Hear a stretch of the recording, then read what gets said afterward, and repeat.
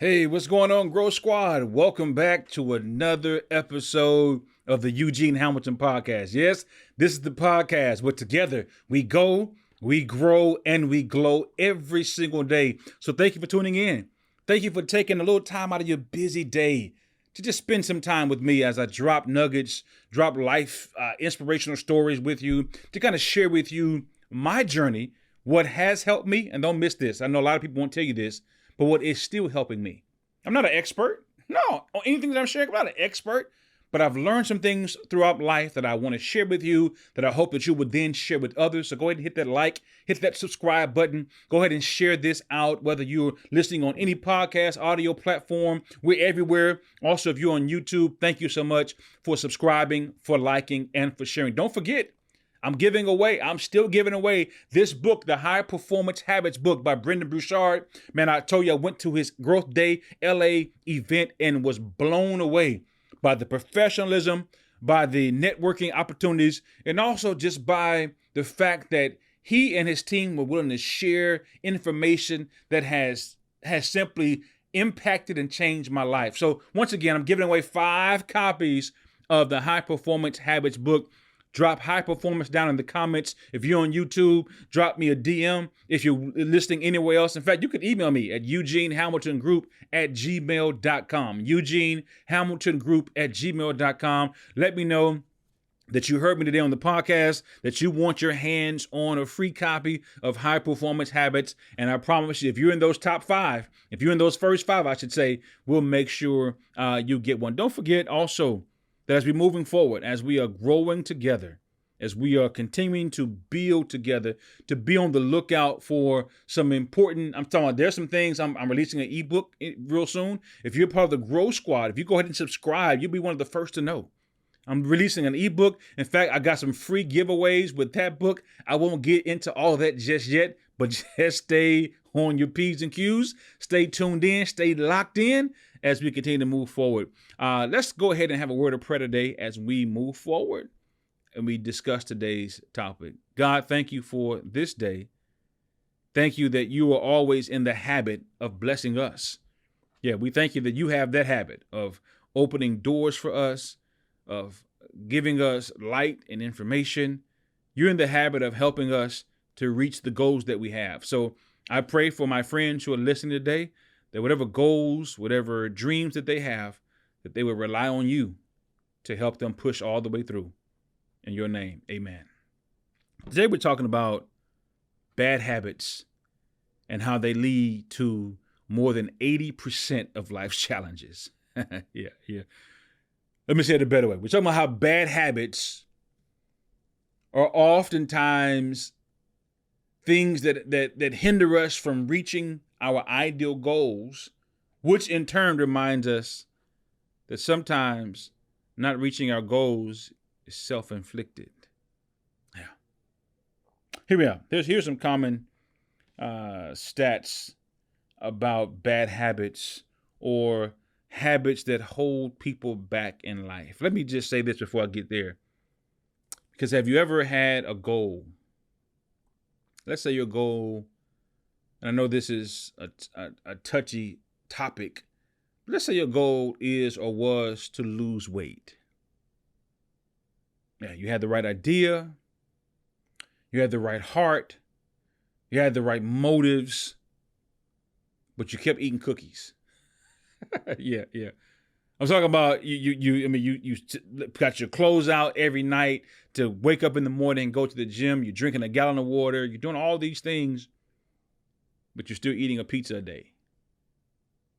And then you ask yourself as you get on the scale, why isn't the scale either moving down or why is it staying where it is? Why is it stuck? Sometimes you and I get stuck not because of external challenges, and we love to blame, because of this. If it wasn't for this, I would be here. If it wasn't for that, and I've been there before where I would blame everybody and everything for my current condition or my current situation. I've been there before. I've been where you are. Some of you that are listening right now, you're in a position right now where you can pinpoint and say, hey, if it hadn't been for that relationship, if it hadn't been for my parents not doing this or doing this, if it hadn't been for this move, and some of those things that you're laying out are true. Yeah. Some of the things that you're laying out are absolutely, positively true. But you can't stay there. Yeah. You can't stay there. You can say to yourself, man, if my father was around more, I would be further ahead in life because I could have learned some things from him. Yeah, I get it. But you've learned them now. I can't stay stuck with what could have been. Man, if I didn't have, wasn't born into this family where we have big bones or we have tendency to be bigger people, then I wouldn't be impacted by eating all these chicken wings every day. Then you might be right. But how do we get to a place where we stop allowing bad habits, bad decisions become bigger than they need to be? Because studies are showing us now that bad habits lead to more than 80% of life challenges. Let me give you some habits I'm talking about. One habit that many people suffer from is procrastination. Yeah. My wife, man, bless her heart, she sent me a message the other day, and it was a video of, I can't remember who the gentleman was, but he kept talking about if you want to get in that 1% in life, if you really want to move forward and make progress, remind yourself every day to do it now. Now, it sounds very simple, like do it now. Yeah. If there's something that you need to get done, right? If it's something that's due, in fact, if I got some students online, listen, if there's something that's due in a month, do it now. Yeah. So that when the time comes, I don't find myself having to pull all-nighters. I don't find myself behind the 8 ball. Do it now. He said, man, listen, most people are behind not because they don't have the skills, the money, or the wherewithal. They're behind because they wait too late. They get to the bag too late. They get to the spot too late. And if I tell myself, I remind myself that this thing is so important that I've got to do it right now, many times I'll find myself beating other people, getting to the spot within the first 3 people, right? Because I've said to myself, this is that important to me. You got to register your child for school. Do it now. Well, school should be started by the time you hear this podcast. But whatever it is, if you're thinking about booking a flight somewhere and the prices are low right now, do it now. Yeah. We're taking a trip coming up. We've already. I remember the other day we my family and I are taking a trip in November. We've purchased our tickets in August. Somebody said that's too early. Well, that's fine. But watch, come the whatever 2 weeks out, it's probably gonna be double what we paid. Do it now. So one of the habits that causes people to face more challenges in life than they have to, is procrastination. 20% of people, according to the journal Psychological Science, it says 20% of people identify themselves as, check this out, chronic procrastinators. And the research goes on to say that this habit can lead to stress, reduced productivity, and don't miss this, missed opportunities. Don't get too down on yourself, but think about all the opportunities that you've missed out on. The windows that have closed, the doors that have closed because you thought you had time. Think about all the things that you could have advanced in life. But you waited too long. Yeah. Another bad habit that causes people to miss out on golden opportunities in life to get ahead is lack of exercise. Yeah. The World Health Organization says that 1 in 4 adults worldwide do not meet the recommended levels of physical activity, which then leads to health problems, including obesity, heart disease, mental health issues, don't miss this part, which then impacts overall life satisfaction and longevity. So One thing that has come into my mind now that I have a family, that I have a son, that I have a wife, is that I want to be here. No, don't miss out on this. Yeah, yeah. One of the things that is very, very clear to me is that I don't want to die before I have to die. It's clear to me. Yeah. I'm on a mission right now to impact as many lives as I can with my speaking, my writing, those things that I've been called to do publicly, but I've also been called to make an impact privately with my family. Yeah, I've been just called to be in front of this camera. I enjoy sharing. I enjoy uplifting people as I travel across the globe, as I get on podcasts. I absolutely, positively enjoy this, but I also enjoy the fact that privately,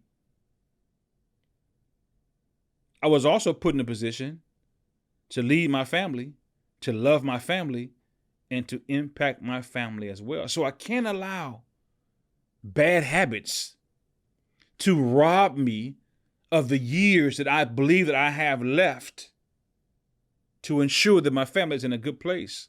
I ain't just talking about money. Nah. That my family's in a good place where they know that I love them, that I've taught them some things, that we've traveled, that we've done something. But if I'm not here, if I allow lack of exercise and lack of poor health to rob me of years, who can I blame then? Poor sleep habits is another thing. What you stand up all night for? You 40 years old. What you clubbing? What are you doing? What you stand up all night for? Right? The body requires rest. One of the things that's awesome to me is I never wake up a sleeping baby. Nah, man. What? They're growing. They're resting. They're getting the healing that they need. But that's not just for babies. That's for adults too. The list goes on. A lot of bad habits have been robbing people. Unhealthy eating habits. Excessive screen time. Oh, you asked me to stay right there? Oh, let me tell you the reports on that. Research done by Nielsen indicates that adults, especially in the U.S., this research was done, spend over 11 hours per day. Now, how many hours do we have in a day? It's not a trick question. It doesn't take rocket science. We got 24 hours in a day. Nielsen did a study just in the U.S. alone, and adults that not kids. Are you hearing what I'm saying? Adults spend 11 hours per day on average interacting with some kind of media, including television, computers, and mobile devices. Reports goes on to say that excessive screen time is linked to decreased physical activity. Now, I've been there before. I'm not going to front. I've been in the parking lot of the gym on my phone, scrolling through Instagram, and I'm like, oh, wow, it's been 45 minutes. I've been there before. I could have been in the gym working out for 45 minutes. Now I only have 15 minutes left because I got to get back to do some other things. Wow. Excessive screen time is linked to decreased physical activity, poor sleep, and mental health issues like anxiety and depression. So here's the deal. I don't want you to get into a woe is me state. I don't want you to get to a state where you're asking, why is this happening to me? I want us to be honest with ourselves. This is not a moment for us to just skip ahead. I want you to please take a moment with me to have an honest conversation with yourself and ask you, how many of my wounds in life are self-inflicted? Yeah. Ask yourself how much of the pain that you're in right now, the loss of opportunities that you've experienced in life, how much of all of that? Don't sit there and regret. But I want to ask you, because this is setting us up to move forward. In fact, one of the things that we often have to do is sit down, I said the last episode, and self-reflect. How many of the things in life that you've been trying to blame on other people that you actually have to admit, you know what? I brought this on myself. You have to ask yourself, man, listen, the other day I cracked a tooth. Yeah. I'm too grown to be out here chewing bottle caps. But I chewed a bottle cap for some reason, and I cracked a tooth. And it cost me a couple $1,000s to fix. Yeah. Now, I couldn't be mad. I couldn't say, oh, it's my raggedy teeth's fault or it's the bottle cap's fault. The two don't go together. In fact, it's pretty nasty, actually, to be honest with you. I've since learned my lesson. I won't be doing that anymore. But that was self-inflicted. Not only, check it out, hear what I just said. Not only did I break a tooth, I had to come up off of some money. Yeah, I didn't just break a tooth. Now I have to pay this dentist to come in there and fix it and do what they've got to do to get me right. Because I be on the camera talking to people. I can't be out here looking like, yeah, I don't brush my teeth, right? So how many of us can say there's some things that we're up against that we brought on ourselves? But after having that honest conversation with yourself, how many of you can say, you know what, I'm ready to do better? That's the $1 million question. Don't just stay in the area where you're asking yourself how much of this is self-inflicted. Now you got to ask yourself, am I ready to get beyond this after I own this? Am I ready now to say, hey, that's my fault. I did that. My bad. It's my life. It's my story. It's my situation. It's time for me to do better. If you're in that position, listen up closely. Here are some strategies to kind of reframe the things in my life, whether I brought them on myself or not. Here are some ways to reframe the challenges in my life that I'm up against right now. Yeah, whether it's because I made a bad move, it's because of some bad habits. Here are some ways to get to a place where I begin to look at my challenges, not so much as keeping me down, but what lesson have I learned from that? How can I now turn this stone into a stepping stone? How can I then turn what I'm up against to turn around to be for my good instead of against my good? The number one way, the first way I would say to help you reframe your outlook on negative things that have happened in your life, to reframe your outlook on the challenges you're facing is, number one, adopt a growth mindset. Yeah.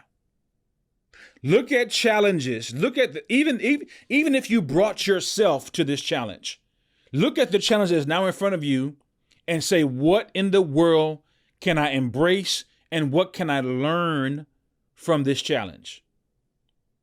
Man, one of the guys that I really, really admire is a guy named Wallow267. He's all over social media.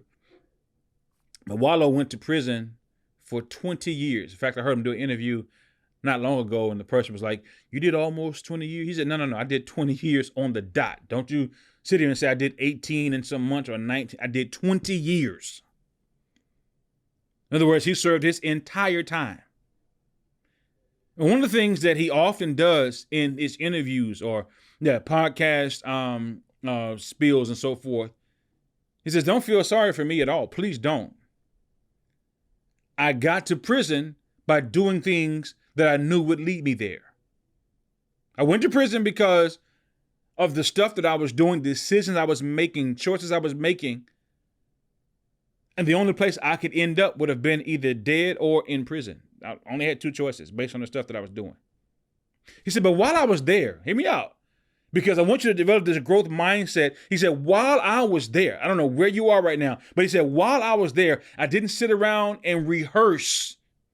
I did for a while, 20 years, of course. He sat there and he began to look back and say, man, what moved? Man, wow, I shouldn't. Oh, man. Okay. I looked at all the missteps I took that led me here. But in order to develop that growth mindset, he said, yes, I'm in prison now. How can I develop this thing in my head? How can I develop my mind so when I get out of here, I don't come back? I'm here now. He said, I'm here. I made decisions. I made poor choices. I'm here. What can I do now to embrace the new me that I don't see just yet, but I'm going to take steps to become a new person so that when I leave this place, I'll never come back. Focus on progress. Even though you may be in whatever position you're in, focus on progress. Say to myself, I'm going to now, from where I am, from the seat I'm sitting in, I got here on my own. I got here by making dumb choices, but I'm not coming back here anymore. What am I going to learn? Number 2, get in the habit of setting growth-oriented goals.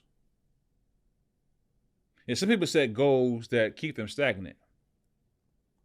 And it doesn't take any stretching to reach those goals. I've seen people say, oh, you know what? I'm going to go to work 5 days this week. Well, you've been going to work 5 days for 10 years. That's not a growth-oriented goal. I get it. And there's some things that have to take place for you to get to work. You keep yourself, not sick and so forth, but that doesn't really stretch you out of your comfort zone, especially because you've been doing that now for 10, 15 years. But if I'm saying to myself, I don't really do this, but I'm going to go to work every single day and I'm going to do a random act of kindness every day to brighten up somebody else's day. They may be going through something difficult. Now that's stretching you beyond your comfort zone. You're becoming a more patient person. You're becoming a more loving person. You're becoming a person that is a beacon of hope and light. You're saying to yourself, man, I'm going to go to work 5 days a week, but what you going to do? What impact are you going to have while you're there? While you're there, what impact, what change are you going to make in other people's lives to not just help you, but to also help them? Reflect on past successes as well. If you're going to not allow bad habits to keep challenging you or getting you in a position where you begin to question your existence or even why you keep making these moves, you got to start reflecting on past successes. You got to start asking yourself, man, wow, what did it take for me back then to fast forward and do that now? One of the things I did, I think it was the year 2000, I want to say 11 or 12, I lost 100 pounds. All right. Here I am, however many years later, 13, 14 years later, I'm reflecting on my past success with weight loss. And I'm asking myself, what can I do now? What can I incorporate now from that time that will help me reach my current goal in terms of my health? I'm reflecting back on my past successes, not to sit here and applaud myself and say, oh, good, you did a good job, Eugene. That's fine, that has its place. But after I finish applauding myself, now I'm asking myself, what principles, why did I have so much discipline then that I don't have now? What can I move? What can I transfer from then? Clearly I got it. If I did it then, I can do it now. Clearly there's something inside of me that clicked. I need that thing to click right now. What was it that pushed me to click? And to make that switch. Then lastly, I'm going to invite you to cultivate resilience. Yeah. Nobody's perfect. Nobody really has perfect days. In order to cultivate resilience, I've got to get in the habit, check this out, of getting back up. It ain't that deep. I got to get in the habit. When I get knocked down, you ever seen a boxer in a ring? Not too long ago, they had a fight, man. Errol Spence and Bud Crawford. And one of the things that was amazing to me, first of all, Bud Crawford went to work on Errol Spence. This ain't no boxing podcast, but yeah, Bud Crawford went to absolute work. One of the things that was amazing, though, is that Errol Spence, battered, bloody, bruised, kept getting back up. In fact, he thought that him continuing to get back up was going to make the refs not call the match, but nonetheless, he kept getting knocked down, But nobody, even though he ultimately lost the fight, I think he won the war because he kept getting back up. Yeah, he lost the fight. The scorecards suggested that he lost the fight. But in terms of that dog, that warrior, that fight inside of you, this dude he kept getting back up. Here I am asking you, what are you going to do? What kind of resilience, or I should say you should cultivate the kind of resilience in your life that will put you in a place where you refuse to stay down. You refuse to let that bad habit knock you out. You refuse to let that bad decision put you down for the count. But you're going to get back up. Listen up, there's somebody that needs to hear this podcast. Somebody needs to hear this message because somebody that you know is down. Somebody you know got some bad habits that they think is counting them out. No, send this message to them today, please. I said 5 minutes ago, do it now, please. There's somebody that you know that needs to hear this message of hope, of resilience, to know that, hey, no matter what life throws, even if it's my fault, no matter what life throws at you, you can get back up from anything. Thank you all again for tuning into today's show. I am so excited about the journey ahead of us as we continue to go, grow, and glow. Don't forget, if you're on YouTube, drop in the comments, high performance, and I'll make sure if you're in the top 5 or the first 5 to say high performance in the comments. We'll get that book out to you. If you need to email me to let me know, EugeneHamiltonGroup@gmail.com. All right, be on the lookout for my new ebook coming out soon. All right, take care. Go be great. Peace.